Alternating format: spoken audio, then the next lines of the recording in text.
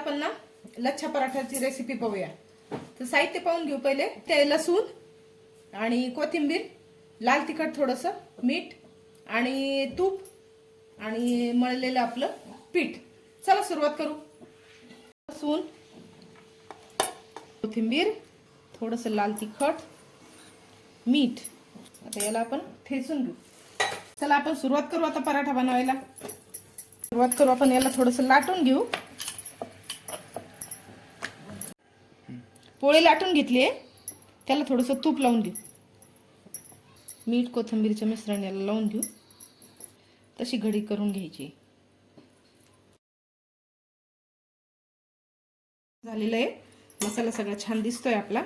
आता याचा असा गोल रोल करून घेऊ। असं व्यवस्थित याला थोडंसं दाबून घ्यायचं।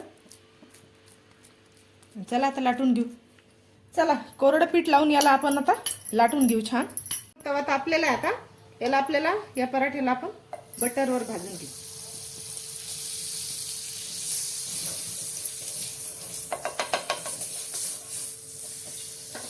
आता पराठा घालू।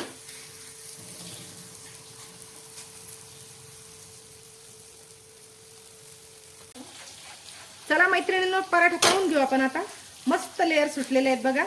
प्रत्येक लेयर वेगवेगळी दिसतेय आणि छान खरपूस मस्त भाजून घेतलेला आहे आपण। चला आता काढून घेऊ। चला मैत्रिणींनो, मस्त छान भरपूर लेयर सुटलेला लच्छा पराठा तयार आहे। बटर सोबत एन्जॉय करा।